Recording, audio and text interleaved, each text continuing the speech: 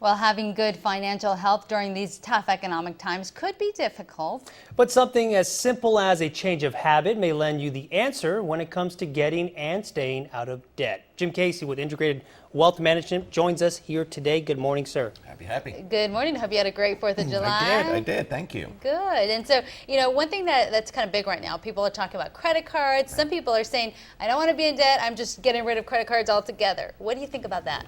There's good credit and there's bad credit. And a big believer in use credit the way it's supposed to be used. And a lot of people just charge and charge and charge, and the credit cards keep coming. We saw the financial meltdown take away some of the available credit for people. You just have to put a plan in place. We've been talking about the 90-day challenge. This is another 90-day challenge. There are websites and blogs out there. One of my favorite websites, readyforzero.com.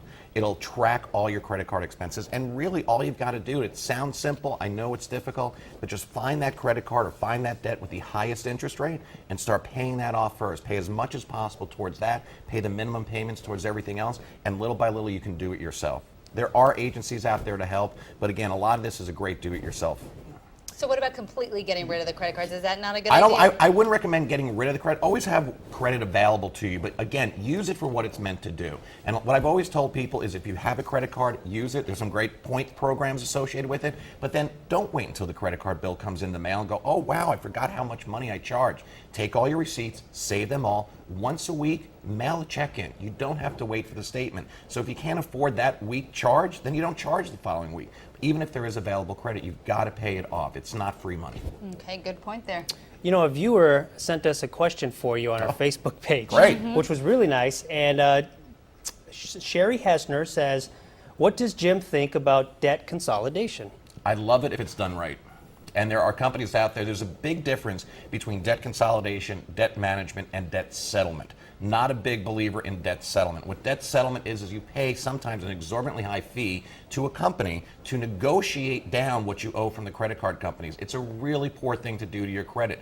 Again, debt consolidation is great when you start looking about all the available services out there. There are credit card companies who want you to transfer your balances over for a potentially lower interest rate. But again, for that, watch out on those transfer fees, because those transfer fees can be pretty high, and that's going to wipe away the reduction in the interest rate. You've got to get your credit down to a position where it's manageable for you. So consolidating is great. I'm a big believer in 401ks. Everyone's heard me talk about that.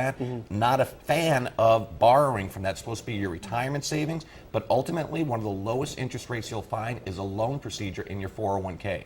So ask your employer if there are loan provisions in your 401k. You're borrowing the money back from yourself, you're paying yourself back the interest, and it's a finite period of time. So talk to your employer about that. Very informative. And we also want to remind our Facebook viewers, like Sherry, thank you for sending in that question, that Jim comes on our show every Thursday, so you can always send us a Facebook question on KMIR 6 News. Send us your question. We can ask Jim right here on Thursday. So ask me anything. Anything. About money. Ask me anything about money. The money man. All right. Okay. If you want to find out more information about Jim Casey, like his 90-day financial challenge, you may want to look him up on that website right there. Also, we'll have his link on our website at KMIR6.com. The time right now is 27 minutes after the hour. We'll have your morning's top stories in just a few moments, plus an update on your local lifestyle weather forecast. Jim, thank you again. Thank you. Thank you.